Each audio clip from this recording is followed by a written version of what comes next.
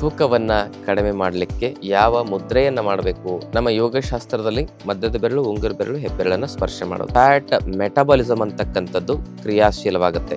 ಆ ಬೊಜ್ಜಿನ ಒಂದು ಕೊಬ್ಬಿನ ಪ್ರಮಾಣ ಏನಾಗುತ್ತೆ, ಸಂಪೂರ್ಣವಾಗಿ ಕರಗ್ತಾ ಬ್ಯಾಲೆನ್ಸ್ ಆಗುತ್ತೆ.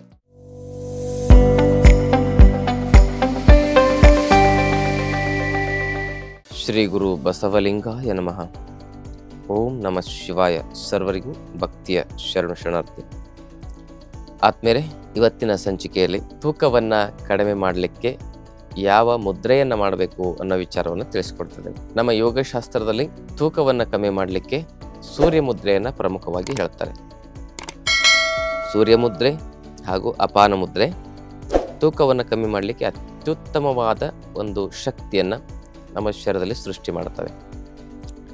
ಮೊದಲು ಒಂದು 10 ನಿಮಿಷ ಅಪಾನ ಮುದ್ರೆ, ಆಮೇಲೆ ಒಂದು 5 ನಿಮಿಷ ಮಾತ್ರ ಸೂರ್ಯ ಮುದ್ರೆಯನ್ನು ಮಾಡಬೇಕು. ಸೂರ್ಯ ಮುದ್ರೆ ಅಂದರೆ ಉಂಗುರ ಬೆರಳನ್ನು ಈ ರೀತಿ ಮಡಚಿ ಇದರ ಮೇಲೆ ಹೆಬ್ಬೆರಳನ್ನು ಈ ರೀತಿ ಸ್ಪರ್ಶ ಮಾಡೋದು. ಅಪಾನ ಮುದ್ರೆ ಅಂದರೆ ಮಧ್ಯದ ಬೆರಳು, ಉಂಗುರ ಬೆರಳು, ಹೆಬ್ಬೆರಳನ್ನು ಸ್ಪರ್ಶ ಮಾಡೋದು. ಮೊದಲು ಅಪಾನ ಮುದ್ರೆನ ಯಾಕೆ ಮಾಡ್ತೇವೆ ಅಂದರೆ ದೇಹ ಶುದ್ಧೀಕರಣ ಆಗುತ್ತೆ. ದೇಹ ಶುದ್ಧೀಕರಣ ಆಯ್ತಂದ್ರೆ ನಮ್ಮಲ್ಲಿ ಅಗ್ನಿ ತತ್ವ ಕ್ರಿಯಾಶೀಲವಾಗುತ್ತೆ. ಈ ಒಂದು ಮುದ್ರೆಗಳನ್ನು ಪ್ರತಿನಿತ್ಯ ತಾವು ಮಾಡೋದ್ರಿಂದ ತಮ್ಮಲ್ಲಿ ಏನಾಗುತ್ತೆ ಅಂತ ಹೇಳಿದ್ರೆ ಈ ಫ್ಯಾಟ್ ಮೆಟಬಾಲಿಸಮ್ ಅಂತಕ್ಕಂಥದ್ದು ಕ್ರಿಯಾಶೀಲವಾಗುತ್ತೆ. ಲಿವರ್ ಪ್ರೊಫೈಲ್ ಮತ್ತು ಲಿಪಿಡ್ ಪ್ರೊಫೈಲಿನ ಹೆಚ್ಚಳ ಏನಾಗುತ್ತೆ, ಸಂಪೂರ್ಣವಾಗಿ ಬ್ಯಾಲೆನ್ಸ್ ಆಗಿ ನಮ್ಮ ಶರೀರದಲ್ಲಿ ಅತಿಯಾಗಿ ಉತ್ಪತ್ತಿಯಾಗ್ತಕ್ಕಂಥ ಆ ಬೊಜ್ಜಿನ ಒಂದು ಕೊಬ್ಬಿನ ಪ್ರಮಾಣ ಏನಾಗುತ್ತೆ, ಸಂಪೂರ್ಣವಾಗಿ ಕರಗ್ತಾ ಬ್ಯಾಲೆನ್ಸ್ ಆಗುತ್ತೆ. ಆ ಒಂದು ಶರೀರವನ್ನು ಬ್ಯಾಲೆನ್ಸ್ ಮಾಡ್ತಕ್ಕಂಥದ್ದೇ ಯೋಗಶಾಸ್ತ್ರ ಮತ್ತು ಆಯುರ್ವೇದ ಶಾಸ್ತ್ರ. ಪೂರ್ತಿ ಶರೀರ ವೃಕ್ಷನೂ ಆಗಬಾರ್ದು, ಪೂರ್ತಿ ಶರೀರ ಆ ಒಂದು ಕೊಬ್ಬಿನ ಅಂಶದಿಂದ, ಕೆಟ್ಟ ಕೊಲೆಸ್ಟ್ರಾಲ್ನ ಅಂಶದಿಂದ, ಬೊಜ್ಜಿನ ಅಂಶದಿಂದ ಸಮಸ್ಯೆಗೂ ಕೂಡ ಒಳಗಾಗಬಾರ್ದು. ಬ್ಯಾಲೆನ್ಸಿಂಗ್. ಅದಕ್ಕೆ ಆಯುರ್ವೇದದಲ್ಲಿ ಹೇಳ್ತಾರೆ, ಸಮದೋಷ ಸಮಾಗ್ನಿಶ್ಚ ಸಮಧಾತು ಮಲಕ್ರಿಯಾ ಪ್ರಸನ್ನಾತ್ಮೇಂದ್ರಿಯಮನ ಸ್ವಸ್ಥ ಇತ್ಯವಿಧೇಯತೆ ಅಂತ ಹೇಳ್ತಾರೆ. ಆ ಯೋಗಶಾಸ್ತ್ರದಲ್ಲೂ ಕೂಡ ಅರಿವೇ ಗುರು ಆಚಾರವೇ ಶಿಷ್ಯ, ಸಮತೆ ಎಂಬುದೇ ಯೋಗ ನೋಡ ಅಖಂಡೇಶ್ವರ ಅಂತ ಹೇಳಿ ವಚನದಲ್ಲಿ ಹೇಳ್ತಾರೆ. ಯೋಗದ ವಚನಗಳು ಕೂಡ ಇದ್ದಾವೆ. ಯೋಗಶಾಸ್ತ್ರದಲ್ಲಿ ಸಮತ್ವಂ ಯೋಗ ಉಚ್ಯತೆ ಅಂತ ಹೇಳ್ತಾರೆ. ಅಂದರೆ ಸಮಾನತೆಯನ್ನು ತಂದುಕೊಳ್ಳುವುದು, ಬ್ಯಾಲೆನ್ಸನ್ನು ಮಾಡಿಕೊಳ್ಳುವುದು ಯೋಗಶಾಸ್ತ್ರದ ಮೂಲ ಉದ್ದೇಶ, ಆಯುರ್ವೇದ ಶಾಸ್ತ್ರದ ಮೂಲ ಉದ್ದೇಶ. ಅದಕ್ಕೆ ಶರೀರ ಸಮತೋಲನವಾಗಿರಬೇಕಂದ್ರೆ ಶರೀರ ಸ್ವಚ್ಛ ಇರಬೇಕು. ಈ ಅಪಾನ ಮುದ್ರೆಯಲ್ಲಿ ಕಪಾಲಭಾತಿ, ಅನುಲೋಮ ವಿಲೋಮ ಪ್ರಾಣಾಯಾಮ ಮಾಡೋದ್ರಿಂದ ಶರೀರದ ಬೊಜ್ಜು ಬಹಳ ಬೇಗ ಕರಗುತ್ತೆ. ಯಾಕಂದರೆ ದೇಹ ಶುದ್ಧಿ ಆಗುತ್ತೆ. ಅದರೊಟ್ಟಿಗೆ ಒಂದು ಅಪಾನ ಮುದ್ರೆಯಲ್ಲಿ ಒಂದು 3 ನಿಮಿಷ ಕಪಾಲಭಾತಿ, ಒಂದು 2 ನಿಮಿಷ ಅನುಲೋಮ ವಿಲೋಮ ಮಾಡಬೇಕು. ಹೀಗೆ ನಾವು ಮಾಡೋದ್ರಿಂದ ನಮ್ಮಲ್ಲಿ ಬೊಜ್ಜು ಬಹಳ ಬೇಗ ಕರಗುತ್ತೆ. ಯಾವುದು? ಸೂರ್ಯ ಮುದ್ರೆಯಲ್ಲಿ. ಸೂರ್ಯ ಮುದ್ರೆಯಲ್ಲಿ ನಾವು 5 ನಿಮಿಷ ಮಾತ್ರ ಮಾಡಬೇಕು. ಅನುಲೋಮ ವಿಲೋಮ 10-15 ನಿಮಿಷ ಅಭ್ಯಾಸ ಮಾಡಬೇಕು. ಕಪಾಲಭಾತಿನೂ 10-15 ನಿಮಿಷ ಮಾಡಬೇಕು. ಆದರೆ ಅಪಾನ ಮುದ್ರೆಯಲ್ಲಿ ಮೊದಲು ಮಾಡಿ, ಆಮೇಲೆ ಸೂರ್ಯ ಮುದ್ರೆಯಲ್ಲಿ ನಾವೇನು ಮಾಡಬೇಕಂದ್ರೆ, ಅಪಾನ ಮುದ್ರೆಯಲ್ಲಿ 15 ನಿಮಿಷದಲ್ಲಿ, ಅಪಾನ ಮುದ್ರೆಯಲ್ಲಿ 13 ನಿಮಿಷ ಅನುಲೋಮ ವಿಲೋಮ ಪ್ರಾಣಾಯಾಮ ಮಾಡಿದರೆ ಕೇವಲ 2 ನಿಮಿಷ ಸೂರ್ಯ ಮುದ್ರೆಯಲ್ಲಿ ಮಾಡಬೇಕು. ಕಪಾಲಭಾತಿಯನ್ನು ನಾವು 12 ನಿಮಿಷ ಅಪಾನ ಮುದ್ರೆಯಲ್ಲಿ ಕಪಾಲಭಾತಿ ಅಭ್ಯಾಸ ಮಾಡಿದರೆ ಕೇವಲ 3 ನಿಮಿಷ ಸೂರ್ಯ ಮುದ್ರೆಯಲ್ಲಿ ಕಪಾಲಭಾತಿಯನ್ನು ಅಭ್ಯಾಸ ಮಾಡಬೇಕು. ಈ ರೀತಿಯಾಗಿ ನೀವು 3 ತಿಂಗಳ ಕಾಲ ಅಭ್ಯಾಸವನ್ನು ಮಾಡಿ ನೋಡಿ, ನಿಮ್ಮ ತೂಕದಲ್ಲಿ ಅದ್ಭುತವಾದ ಇಳಿಕೆ ಕಾಣುತ್ತೆ. ಕಪಾಲಭಾತಿ ಹೇಗೆ ಮಾಡೋದು? ಕೇವಲ ಹಿಂಗೆ ಉಸಿರನ್ನು ಹೊರಗೆ ಬಿಡೋದು. ಅನುಲೋಮ ವಿಲೋಮ ಹೇಗೆ ಮಾಡೋದು ಅಂದರೆ, ದೀರ್ಘವಾಗಿ ಶ್ವಾಸವನ್ನು ತೆಗೆದುಕೊಂಡು ಬಿಡಬೇಕು.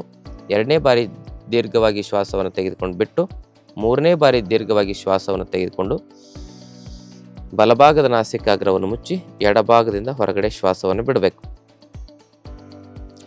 ಹಾಗೆ ಎಡಭಾಗದಿಂದ ಶ್ವಾಸವನ್ನು ತೆಗೆದುಕೊಳ್ಳಿ, ಬಲಭಾಗದಿಂದ ಬಿಡಿ.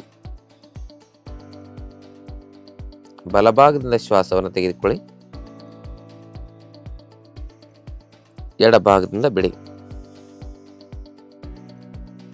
ಹೀಗೆ ಇದನ್ನು ಅಭ್ಯಾಸ ಮಾಡಬೇಕು. ನಾವೆಷ್ಟೋ ವರ್ಕೌಟ್ ಮಾಡ್ತೇವೆ, ಬೆವರು ಹರಿಸ್ತೇವೆ, ಅಷ್ಟು ಮಾಡಿದರೂ ವೇಟ್ ಲಾಸ್ ಆಗೋದಿಲ್ಲ. ಬರೀ ಎಡಭಾಗದಿಂದ ಉಸಿರು ತೆಗೆದುಕೊಂಡು ಬಲಭಾಗದಿಂದ ಬಿಡೋದು, ಬಲಭಾಗದಿಂದ ತೆಗೆದುಕೊಂಡು ಎಡಭಾಗದಿಂದ ಬಿಡೋದು, ಇದನ್ನು ಮಾಡೋದು. ಆ ಕಪಾಲಭಾತಿ ಮಾಡೋದ್ರಿಂದ ವೇಟ್ ಲಾಸ್ ಆಗಿಬಿಡ್ತದಾ ಅಂತ ನಿಮಗೆ ಪ್ರಶ್ನೆ ಬರ್ಬೋದು. ಆದ್ಮೇಲೆ ಖಂಡಿತವಾಗ್ಲೂ ವೈಜ್ಞಾನಿಕವಾಗಿ ನಿಮಗೆ ತಿಳಿಸೋ ಪ್ರಯತ್ನ ಮಾಡ್ತೇನೆ. ತೂಕ ಹೆಚ್ಚಿಗೆ ಆಗಲಿಕ್ಕೆ ಮುಖ್ಯ ಕಾರಣ ಸ್ಟ್ರೆಸ್ಸು. ಆ ಸ್ಟ್ರೆಸ್ಸನ್ನು ಇದು ಕಮ್ಮಿ ಮಾಡ್ತದೆ. ಅದರ ಜೊತೆಗೆ ತೂಕ ಹೆಚ್ಚಾಗಲಿಕ್ಕೆ ಮುಖ್ಯ ಕಾರಣ ಹಾರ್ಮೋನ್ ಇಂಬ್ಯಾಲೆನ್ಸು. ಆ ಹಾರ್ಮೋನ್ ಇಂಬ್ಯಾಲೆನ್ಸನ್ನು ಇದು ಮುಖ್ಯವಾಗಿ ತಡೆಗಟ್ಟುತ್ತದೆ. ಆ ಹಾರ್ಮೋನ್ ಇಂಬ್ಯಾಲೆನ್ಸನ್ನು ಬ್ಯಾಲೆನ್ಸ್ ಮಾಡುತ್ತೆ. ಈ ಕಾರಣದಿಂದಾಗಿ ಒಳಗಡೆ ಇರತಕ್ಕಂಥ ಸಿಸ್ಟಮೆಟಿಕ್ ಇಂಬ್ಯಾಲೆನ್ಸು ಬ್ಯಾಲೆನ್ಸ್ ಆದಾಗ ತೂಕ ತನ್ನಷ್ಟಕ್ಕೆ ತಾನೇ ಕಮ್ಮಿ ಆಗುತ್ತೆ. ಭಾಳ ಜನ ತೂಕ ಕಮ್ಮಿ ಆಗುತ್ತೆ ಅಂತೇಳಿ ಎಷ್ಟೇ ಕಮ್ಮಿ ಆಹಾರ ತಿಂದರೂ ಕೂಡ ಅವರಿಗೆ ತೂಕ ಜಾಸ್ತಿ ಆಗುತ್ತೆ ಅಂತೇಳಿ ಎಷ್ಟೇ ಕಮ್ಮಿ ಆಹಾರ ತಿಂದರೂ ತೂಕ ಕಮ್ಮಿ ಆಗೋದಿಲ್ಲ. ಯಾಕಂದರೆ ಒಳಗಡೆ ಸಿಸ್ಟಮ್ನಲ್ಲಿ ತೊಂದರೆಗಳಿರ್ತವೆ. ಆ ಸಿಸ್ಟಮನ್ನು ರಿಪೇರಿ ಮಾಡಿದಾಗ ಫ್ಯಾಟ್ ಮೆಟಬಲಿಸಮ್ ತನ್ನಷ್ಟಕ್ಕೆ ತಾನೇ ಕ್ರಿಯಾಶೀಲವಾಗಿ ತೂಕ ಕಮ್ಮಿ ಆಗಲಿಕ್ಕೆ ಇದು ಹೆಲ್ಪ್ ಆಗುತ್ತೆ. ಅದಕ್ಕೆ ಆಹಾರದಲ್ಲಿ ಸೊಪ್ಪು, ತರಕಾರಿ, ಹಣ್ಣುಗಳನ್ನು ಯಥೇಚ್ಛವಾಗಿ ತಿಂತ ಜಂಕ್ ಫುಡ್ಡು, ಫಾಸ್ಟ್ ಫುಡ್ಡು, ಬೀಡಿ, ಸಿಗರೇಟ್, ಗುಟ್ಕಾ, ತಂಬಾಕಿಂತ ದುಶ್ಚಟಗಳನ್ನ ಬಿಟ್ಟು, ಚಹಾ, ಕಾಫಿ ಅನ್ನುವ ಕೆಟ್ಟ ಪೇಯಗಳು ಬಿಟ್ಟು ಸೂರ್ಯ ನಮಸ್ಕಾರವನ್ನು ಮಾಡಿ ಅದಾದ ಮೇಲೆ ಈ ಥರ ಪ್ರಾಣಾಯಾಮಗಳನ್ನು ನೀವು ಮಾಡೋದ್ರಿಂದ, ಈ ಯೋಗ ಮುದ್ರೆಗಳ ಜೊತೆಗೆ ಪ್ರಾಣಾಯಾಮಗಳನ್ನು ಮಾಡೋದ್ರಿಂದ ನಿಮ್ಮ ತೂಕ ಕಮ್ಮಿ ಆಗೋದು 100ಕ್ಕೆ 100 ಸತ್ಯ. ತೂಕ ಕಮ್ಮಿ ಮಾಡ್ಕೊಳ್ಳೋದ್ರಲ್ಲಿ ಯಾವುದೇ ರೀತಿಯಾಗಿರ್ತಕ್ಕಂಥ ಕಷ್ಟ ಇಲ್ಲ. ಈ ಮುದ್ರೆಗಳನ್ನು ಮಾಡಿ 21 ದಿವಸ ಬೇಯಿಸದೇ ಇರತಕ್ಕಂಥ ಆಹಾರ, ಸೊಪ್ಪು, ತರಕಾರಿ, ಹಣ್ಣುಗಳನ್ನು ತಿನ್ನಿ, ಎಳೆನೀರು ಕುಡಿಬೋದು. ಅದರ ಜೊತೆಗೆ ಈ ಮುದ್ರೆಯನ್ನು ಮಾಡ್ತಾ ಅಭ್ಯಾಸ ಮಾಡ್ತಾ ಹೋದರೆ 21 ದಿವಸದಲ್ಲಿ 5ರಿಂದ 10 kg ತೂಕವನ್ನು ಸಹ ನೀವು ಸುಲಭವಾಗಿ ಕಮ್ಮಿ ಮಾಡ್ಕೊಳ್ಬೋದು ಅಂತಕ್ಕಂಥ ಮಾತನ್ನು ಹೇಳ್ತಾ, ತೂಕ ಕಮ್ಮಿ ಮಾಡಿಕೊಳ್ಳಿಕ್ಕೆ ಅಂತಿಂತ ಸರ್ಜರಿ ಮಾಡಿಸ್ಕೊಳ್ಳೋದು ಅದರಿಂದ ಪ್ರಾಣವೇ ಹೋಗುತ್ತೆ. ಅದಕ್ಕಾಗಿ ತೂಕ ಕಮ್ಮಿ ಮಾಡ್ಕೊಳ್ಳೋದು ಏನು ದೊಡ್ಡ ಮಹಾನಲ್ಲ. ನಮ್ಮ ಆಯುರ್ವೇದದಲ್ಲಿ ಪಂಚಕರ್ಮ ಚಿಕಿತ್ಸೆ ಅಂತ ಮಾಡ್ತೇವೆ. ಆ ಚಿಕಿತ್ಸೆಯನ್ನು ತೆಗೆದುಕೊಳ್ಳೋದ್ರ ಮೂಲಕ ತೂಕನೂ ಕಮ್ಮಿ ಆಗುತ್ತೆ. ಶರೀರದಲ್ಲಿ ಭಯಾನಕ ರೋಗಗಳಿದ್ರೆ ಆ ರೋಗಗಳನ್ನೂ ಕೂಡ ನಿವಾರಣೆ ಮಾಡೋ ಶಕ್ತಿ ಪಂಚಕರ್ಮ ಚಿಕಿತ್ಸೆಗಿದೆ. ನೀವು ಆ ಒಂದು ಪಂಚಕರ್ಮ ಚಿಕಿತ್ಸೆಯನ್ನು ಪ್ರತಿ ವರ್ಷ ತೆಗೆದುಕೊಳ್ಳೋದು ಅತ್ಯಂತ ಪ್ರಯೋಜನಕಾರಿ. ನಾವಂತೂ ಪ್ರತಿ ವರ್ಷ ಪಂಚಕರ್ಮ ಚಿಕಿತ್ಸೆಯನ್ನು ತೆಗೆದುಕೊಳ್ತೇವೆ. ಈಗ ಗಾಡಿಗೆ ಹೇಗೆ ಸರ್ವಿಸ್ ಮಾಡ್ತಾರಲ್ಲ ಅದೇ ರೀತಿ ಇದು ಬಾಡಿ ಸರ್ವಿಸಿಂಗ್ ಇದ್ದಂಗೆ. ಈ ಪಂಚಕರ್ಮ ಚಿಕಿತ್ಸೆಯನ್ನು ಪ್ರತಿ ವರ್ಷ ತೆಗೆದುಕೊಳ್ಳೋದ್ರಿಂದ ದೋಷಗಳು ಸಮತೋಲನವಾಗಿರ್ತವೆ, ಶ್ರೋತಸ್ಸುಗಳು ಸ್ವಚ್ಛವಾಗಿರ್ತವೆ, ಧಾತುಗಳಲ್ಲಿ ಶಕ್ತಿ ಇರ್ತದೆ, ದೇಹದಲ್ಲಿ ಎಕ್ಸ್ಟ್ರಾ ಏನು ಬೊಜ್ಜು, ಕೊಲೆಸ್ಟ್ರಾಲ್ ಇದೇನಿರ್ತದಲ್ಲ ಅದೆಲ್ಲವೂ ಕೂಡ ಯಾವತ್ತೂ ಸಂಗ್ರಹಣೆ ಆಗೋದೇ ಇಲ್ಲ. ತಮ್ಮೆಲ್ಲರಿಗೂ ಭಕ್ತಿಯ ಶರಣಾರ್ಥಿ. ಲೇಟೆಸ್ಟ್ ಹಾಗೂ ಇಂಟ್ರೆಸ್ಟಿಂಗ್ ಸುದ್ದಿಗಳಿಗಾಗಿ ಬಾಸ್ ಟಿವಿ ಕನ್ನಡ ಚಾನೆಲ್ನ ಸಬ್ಸ್ಕ್ರೈಬ್ ಮಾಡಿ. ಹಾಗೆಯೇ ಬೆಲ್ ಐಕಾನ್ ಪ್ರೆಸ್ ಮಾಡಿ. ಇದರ ಜೊತೆಗೆ ಫೇಸ್ಬುಕ್, ಇನ್ಸ್ಟಾಗ್ರಾಮ್, ಎಕ್ಸ್ನಲ್ಲೂ ಮಿಸ್ ಮಾಡದೆ ಫಾಲೋ ಮಾಡಿ.